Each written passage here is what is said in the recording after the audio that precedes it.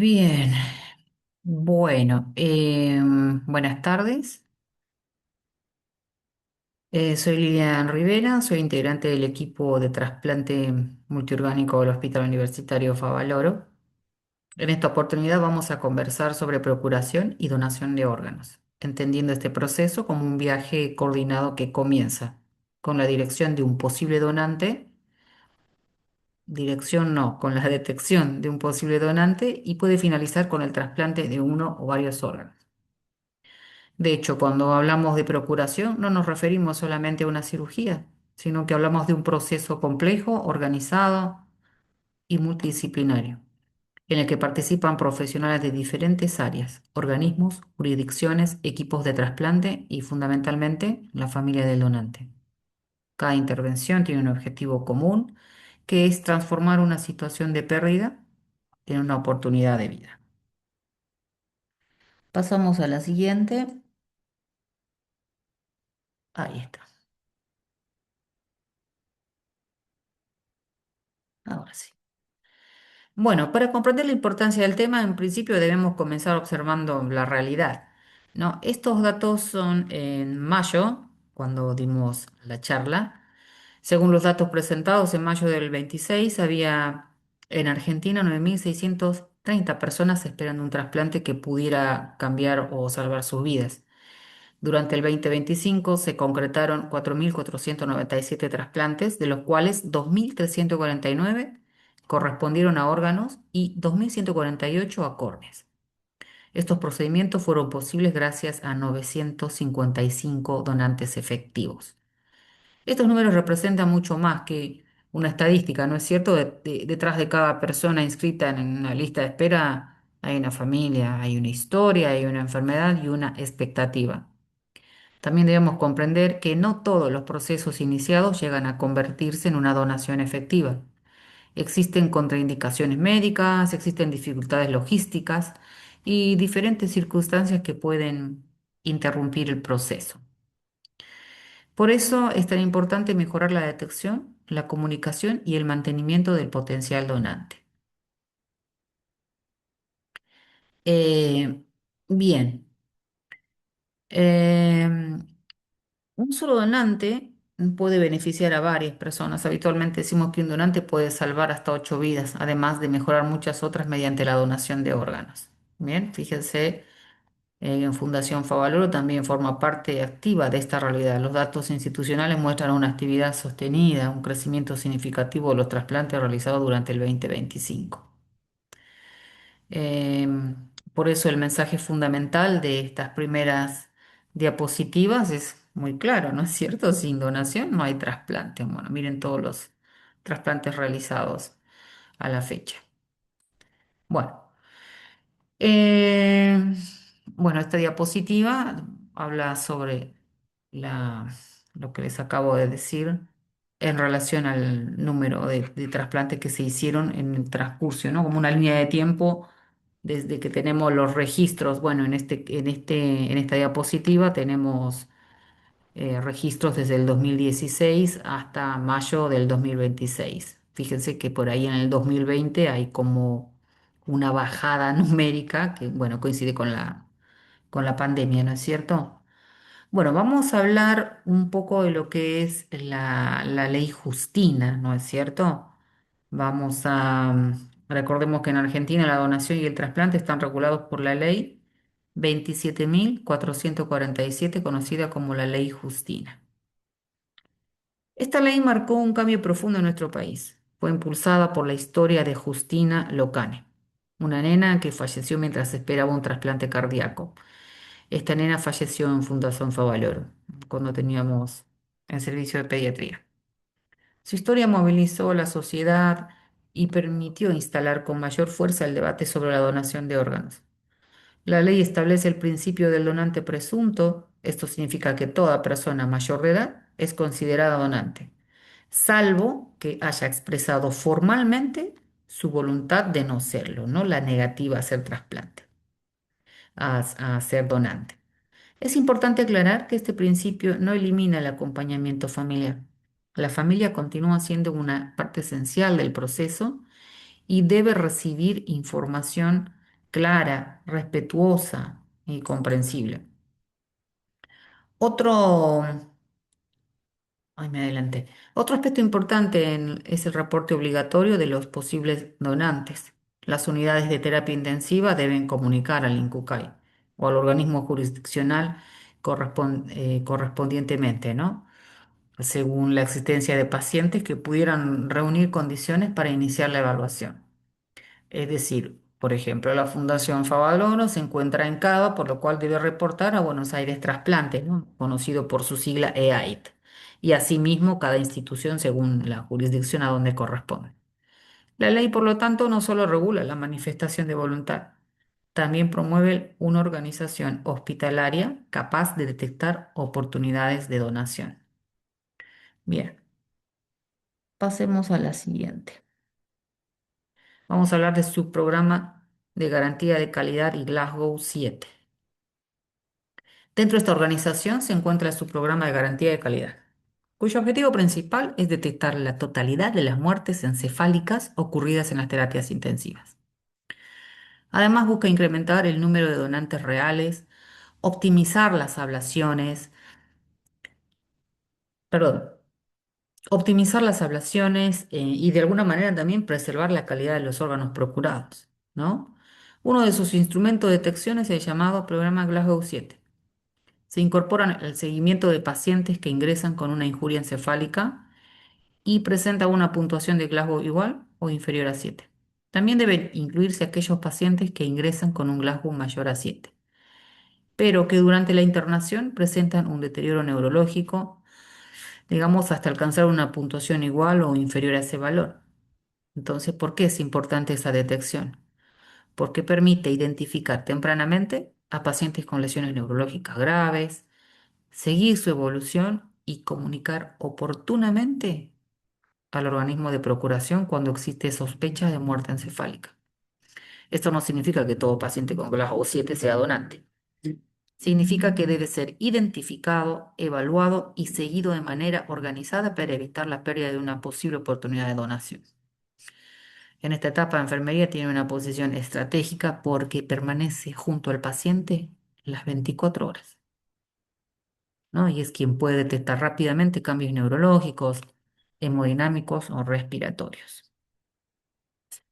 Bueno, hablemos un poco de lo que son los tipos de donantes. En la legislación y en la práctica argentina podemos distinguir diferentes tipos de donantes. En primer lugar, encontraremos al donante fallecido por criterios neurológicos, es decir, una persona con diagnóstico confirmado de muerte encefálica. La muerte encefálica implica el cese total e irreversible de las funciones encefálicas. Es muerte legal y médica. No debe confundirse con un coma, ¿m? Un estado vegetativo o una sedación profunda. Estos donantes constituyen una fuente fundamental de órganos sólidos para trasplante. En segundo lugar, se encuentra el donante fallecido por criterios circulatorios, cuando se produce el cese irreversible de la circulación y de la función respiratoria. Este tipo de donación se conoce como donación en asistolia o donación después de la muerte circulatoria. En la sistolia controlada, pasemos a la siguiente, sí, bueno, la limitación o adecuación del esfuerzo terapéutico se decide previamente, de manera independiente de la donación, porque el paciente presenta una enfermedad irreversible y sin posibilidades de recuperación. Después del fallecimiento y respetando los tiempos y protocolos establecidos, puede iniciarse el procedimiento de donación, ¿no? Y finalmente, bueno, vuelvo para atrás, se encuentra el donante vivo, generalmente relacionado por parentesco o por un vínculo afectivo estrecho. Puede donar un riñón, la parte de un hígado, siempre bajo estrictos criterios médicos, éticos y legales. En todos los casos debemos subrayar un concepto. La donación comienza después de la certificación del fallecimiento, cuando se trata de un donante fallecido. Las decisiones vinculadas con el tratamiento, la limitación del soporte vital y el diagnóstico de muerte deben siempre mantenerse completamente separadas de la decisión de donar. Bueno, hablemos sobre la procuración, eh, el proceso de la procuración. Bien, bueno, en la segunda tengo imágenes. El proceso de procuración está integrado por una serie de etapas constitutivas y coordinadas. Y lo mismo que las etapas del trasplante, bueno, el proceso de procuración en el donante también tiene, ¿no?, sus etapas. La primera es la detección del potencial donante. Esta comienza en las unidades de cuidados intensivos, en las guardias y diferentes sectores hospitalarios. Una vez detectado, se realiza la comunicación al organismo de procuración correspondiente. Como les decía, ¿no? Los institutos o instituciones de Cava reportan a Buenos Aires Trasplante. Los centros hospitalarios de provincia reportan a Cucaiba, por ejemplo, ¿no? Y así en cada provincia. La segunda etapa es la certificación de la muerte. Este diagnóstico debe realizarse de acuerdo con la normativa vigente, por profesionales habilitados y sin participación de los equipos que efectúan el trasplante. Luego se desarrolla la comunicación familiar. Este momento requiere tiempo, privacidad, escucha y un lenguaje comprensivo. Tengamos en cuenta que la familia primero debe entender que su ser querido ha fallecido. Solo después puede abordarse el tema de la donación. Nunca debe comunicar la muerte y hablar de donación como si fueran un mismo acontecimiento. La familia necesita procesar la información, formular preguntas y expresar emociones. Bueno, paralelamente se realiza la evaluación y selección del donante. Se revisan antecedentes, causa de muerte, enfermedades previas, estudios de laboratorio, serologías, cultivo, imágenes y pruebas específicas, ¿no? Es un poco más extenso. Luego comienza el tratamiento o el mantenimiento del donante, cuyo objetivo es preservar la función de los órganos hasta la ablación. Esa tarea de quién es, de enfermería. Cuando corresponde, puede ser necesaria de pronto una intervención judicial, ¿no? La intervención judicial, vamos a decir que se sitúa como la séptima etapa cuando es necesaria, ¿no? Especialmente en aquellas muertes violentas, accidentales o aquellas que estén sujetas a investigación. Posteriormente se realiza la distribución y asignación de órganos mediante el Sistema Nacional, considerando criterios médicos de compatibilidad, urgencia, de ubicación geográfica y tiempo en lista de espera. Son distintos criterios, ¿no?, cuando se habla de la distribución y asignación de órganos. Después se coordina la ablación, el acondicionamiento y el transporte de los órganos y los tejidos. Finalmente se acondiciona y entrega el cuerpo del fallecido a la familia, preservando siempre la dignidad, la integridad corporal y el respeto. Como vemos, el proceso no es una acción aislada, ¿no es cierto? Es una cadena en la que cada etapa depende de la anterior. Una falla en la detección o vamos a decir, una demora en la comunicación o una alteración no corregida puede comprometer la viabilidad de los órganos. Bueno, hablemos un poco de lo que es la organización institucional, fundación. En el Hospital Universitario Fundación Favaloro se han desarrollado herramientas institucionales para organizar este proceso.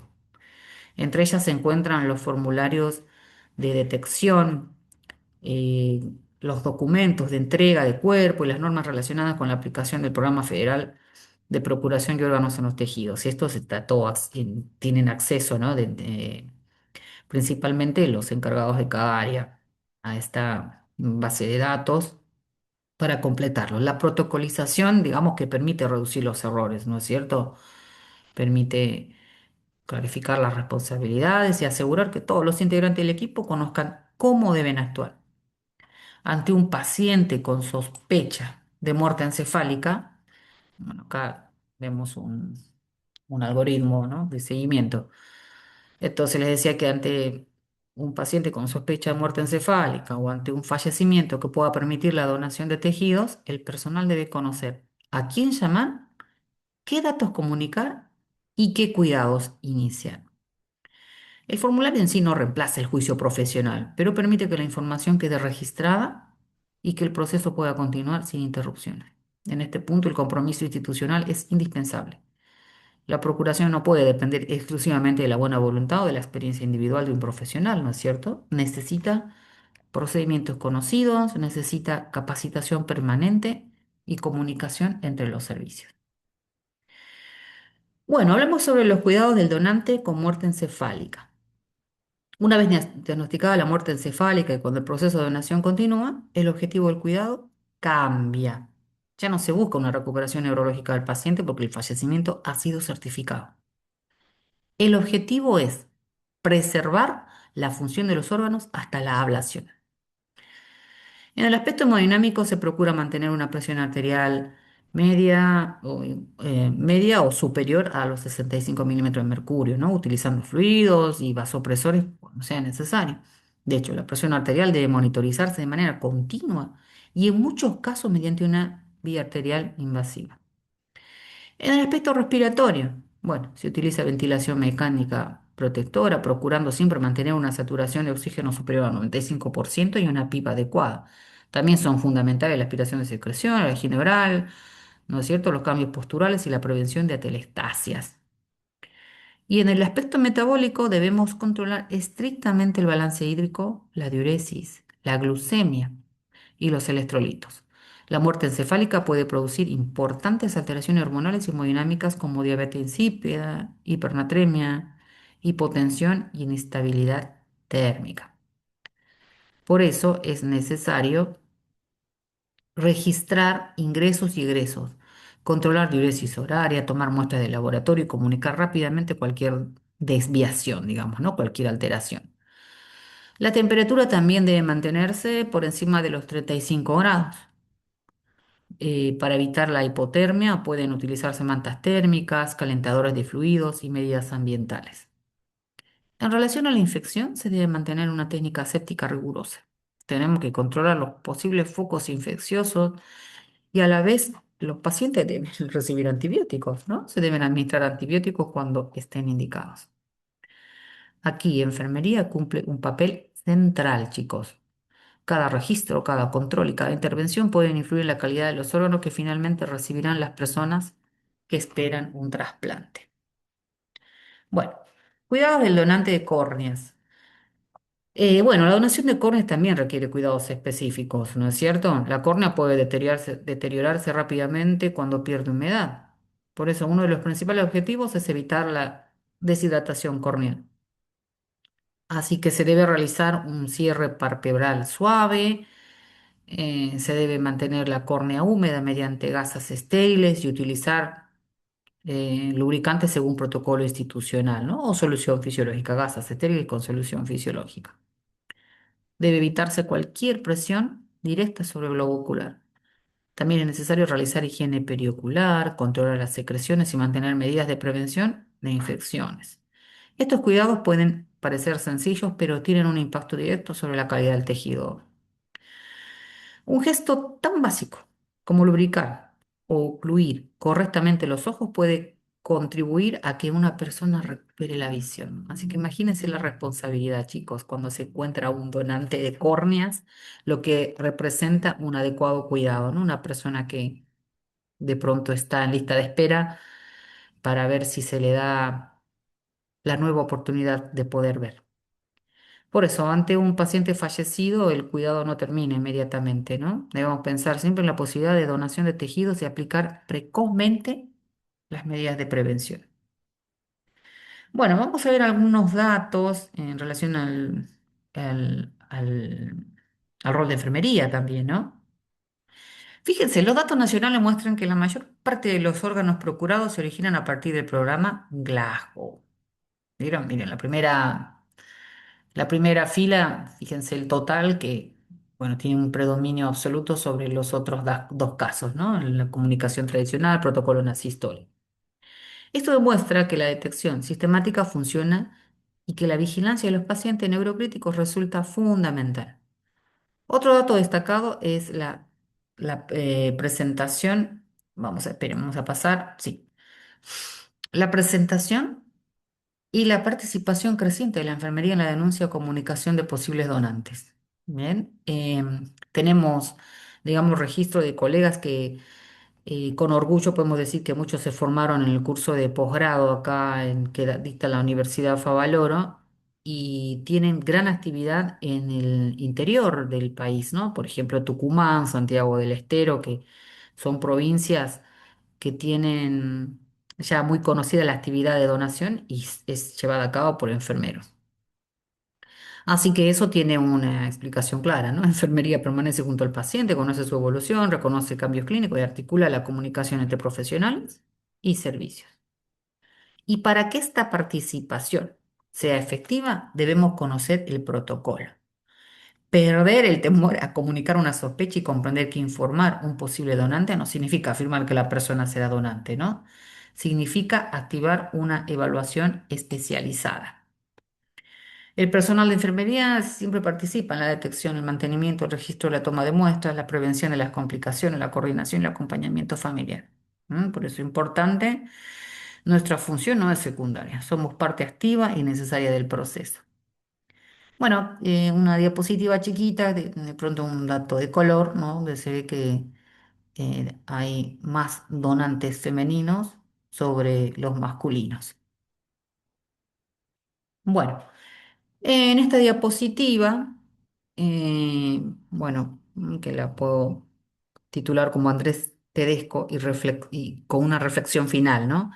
Porque antes de finalizar, quiero invitarlo a detenernos en la historia que presenta este material, la de Andrés Tedesco, recordando como el primer donante multiorgánico de la Argentina. Podemos describirlo como un hito médico e histórico, sin embargo, fue, por sobre todas las cosas, un acto profundamente humano. Detrás de esa donación hubo una familia atravesando uno de los momentos más dolorosos de su vida y un equipo de salud que supo acompañar, organizarse y hacer posible la donación. Esta historia recuerda que la procuración comienza mucho antes de ingresar al quirófano, ¿no? Comienza en la capacidad de detectar, continúa en la forma de comunicar, se sostiene mediante cuidados precisos y se completa la coordinación de numerosas personas que trabajan en un mismo objetivo, ¿no? Cada integrante del equipo de salud forma parte de esta cadena. Em, bueno, en esta diapositiva que tuve digamos, el honor de conocer a la esposa y a la hija, y la señora me decía que me contaba que el señor ya había tenido un ACV previo y cuando sufrió el segundo, como que sentía que no iba a volver. Y le dijo a la esposa, si mis órganos sirven, donalos todos. Es una historia bastante interesante, ¿no? Así que bueno, em, como para cerrar, eh, digamos que, ¿no? Un enfermero detecta un deterioro neurológico, un médico que comunica oportunamente, un profesional que toma una muestra, un técnico que realiza un estudio, qué sé yo, un coordinador que organiza la logística y un equipo que preserva cada órgano. Todos son necesarios. Y como conclusión, ¿no? Vamos a decir que la procuración coordinada constituye un compromiso ético y profesional. No es solamente un protocolo médico, es un proceso que une solidaridad, ciencia, cuidado, organización y respeto. Cada paso desde la detección, perdón, cada paso desde la detección hasta el trasplante debe siempre realizarse con precisión y responsabilidad. La donación de órganos transforma una pérdida irreparable en una posibilidad de vida para otras personas. Nuestro desafío como profesionales es estar preparados para reconocer esa posibilidad, para actuar oportunamente, para acompañar a las familias, para brindar cuidados de calidad, porque detrás de cada donante existen múltiples vidas que pueden continuar. Y nuestro rol es ser puente entre una pérdida y nuevas oportunidades. No debemos olvidar que más allá de las normas, los procedimientos, los estudios, la tecnología, la donación es esencialmente un acto de solidaridad y de vida. Bueno, el 30 de mayo se recuerda el Día Nacional de la Donación de Órganos. Bueno, muchas gracias. Les dejo mi correo si alguno quiere contactarme por algún material o alguna consulta puntual. Con mucho gusto estoy para contestarlos. Hasta luego.